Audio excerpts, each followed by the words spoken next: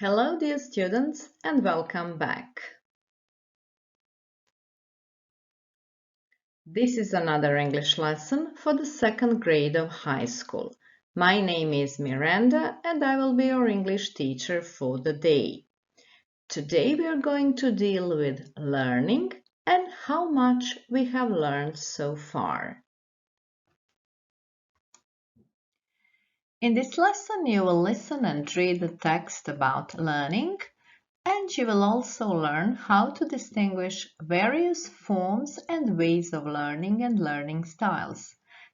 And at the end of the lesson, you will write a composition about your learning habits and the ways how to improve your learning. As usual, you will need a notebook, a pen or a pencil, a device with the internet connection, and a QR code scanner if possible. Feel free to pause the video anytime you like. What first comes to your mind when you hear the words school and human brain? It's probably learning. Learning is the activity of obtaining knowledge. Learning can be live, distance, blended or hybrid, or online learning.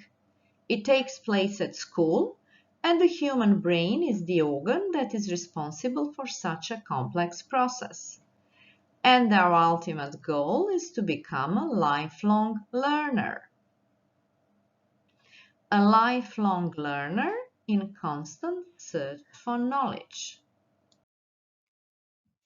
Is learning important? It definitely is. If it weren't important, there wouldn't be so many powerful sayings about it.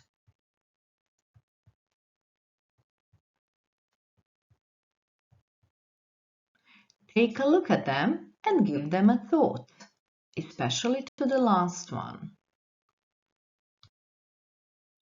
Now you are going to take the quiz made by educationplanner.org to find out what kind of student you are. Pause the video, type the link in the internet browser or scan the QR code and have fun. I hope you will be happy when you see your results. If not, today you will learn some interesting things about learning that may be useful to you in order to become a better student. How much have you learned about learning so far? Do you remember forms of learning, different ways of learning, and learning styles?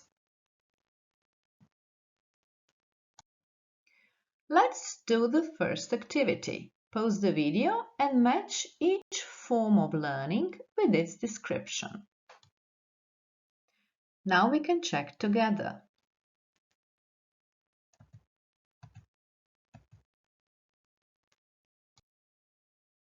How about ways of learning? Here you can see two ways of learning, distance learning and face-to-face learning. Pause the video and sort these expressions into the correct column in order to describe each way of learning. Flexibility, accessibility, and connection issues. Go with distance learning. Commuting, in-person interactions, and traditional classroom settings with face-to-face learning. Are these sentences about ways of learning true or false?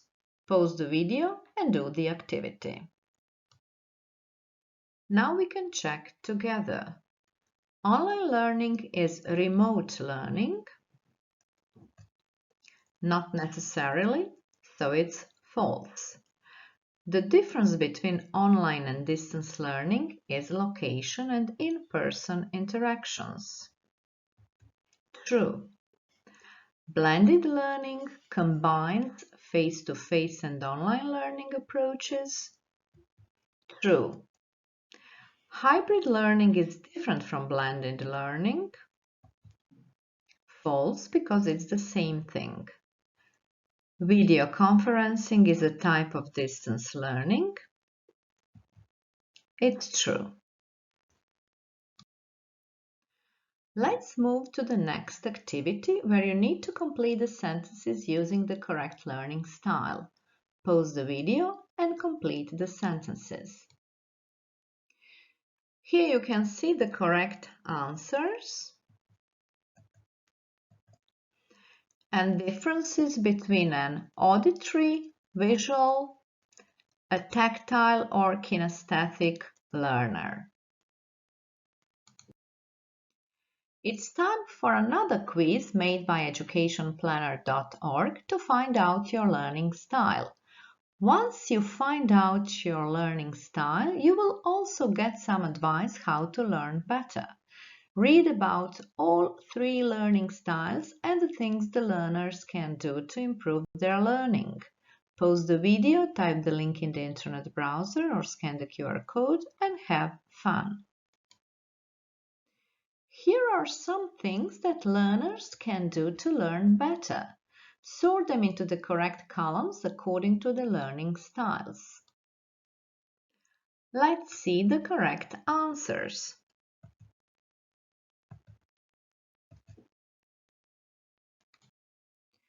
To be a good learner, you need to learn how to learn. You are going to listen to Anne, a secondary school teacher who is going to talk about her teaching experience. Pause the video, read the sentences carefully, start listening, and decide whether the sentences are true or false. As a teacher, I really think that a student's most important lesson is to learn how to learn. Why? Once they finish their education at the age of 18, whether they decide to continue it or not, they will be left on their own without teachers over their shoulders monitoring them all the time. Do you think that the knowledge they had acquired up to that time will be enough to carry them through the rest of their life? I don't think so. They really need to learn how to learn and how to do it best. I am one of those teachers who was trained in a traditional teacher-centered model. It took me some time to realize that the traditional one-size-fits-all approach doesn't work for every student, and that the teacher standing at the front of the classroom trying to present knowledge is not the best way to teach and learn. Teaching needs to be student-oriented, and students need to be given more ownership over their learning. We need to support our students, give them what they need, teach them how to decide which content resources to review, how to explore at their own pace, and apply the knowledge in the real world. As we know, children learn in different ways and at different speeds. That's why I abandoned a traditional classroom with rows of desks and tried to individualize teaching and learning process as much as possible. Some students prefer working independently. Others prefer being tutored by a peer or a teacher. Others working in small groups. As for the speed, some learn faster, others learn more slowly. But sometimes your worst traits, such as poor memory and slow thinking, can actually be your best traits. Usually students with poor working memory are more creative, according to the well-known educator Barbara Oakley. How? She says that because you can't hold these ideas in mind so tightly, other ideas often creep in. She also compares a slow and a fast thinker to a hiker and a race car driver. A race car driver gets there much faster, but a hiker can smell the fresh air, touch the leaves, see the rabbit trails, and in many ways have a deeper and more profound experiences. And he doesn't jump to conclusions. I really like that comparison and use it every time when I need to encourage the students who fall behind and procrastinate. To deal with procrastination, I always advise my student to use the Pomodoro technique. This technique was developed in the late 1980s by then university student Francesco Cirillo. The technique uses a timer to break down work into intervals, traditionally 25 minutes in length, separated by short breaks. Francesco used the tomato-shaped kitchen timer. after which this method was named. A tomato is pomodoro in Italian. So you work with focused attention for 25 minutes, and then you take a few minutes of relaxed fun, and you will see the results very soon. And in the end, my message to all of you is never give up, because you can learn anything, and where there's a will, there's a way. We can check together. At the beginning of her teaching career, Anne used the teacher-centered model. True. She supports the one-size-fits-all approach. False, because this approach doesn't suit all the students.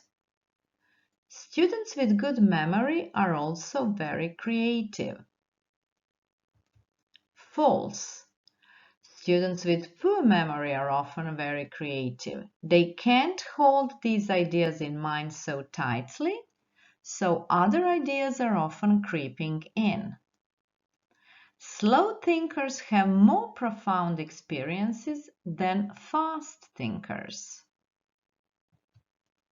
True. Slow thinkers make hasty judgments before considering all the facts. False. They don't jump to conclusions. Pomodoro technique can help when you are struggling to focus on your studies. True. Pomodoro technique was named after a tomato tree that was planted in Francesco's garden. False. It was named after a tomato-shaped kitchen timer. The next activity is matching the expressions that you heard in the listening text to their definitions. Listen again if necessary. Make a note of any words or expressions that are new to you in your notebooks. Now you can pause the video and start matching. Here you can check your answers.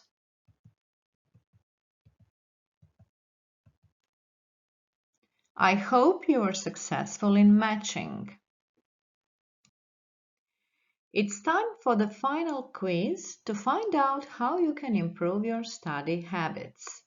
Pause the video, type the link in the internet browser or scan the QR code and take the quiz. Watch a short video about the importance of learning to inspire you for the following task. Your last task today is to write a composition about your learning experience. Use the following paragraph plan and write 150 to 200 words. Here is a checklist to remind you of the things you must remember to do. When you finish, send it to your teacher for feedback. Good luck! And that's all for today. Thank you for your attention and goodbye.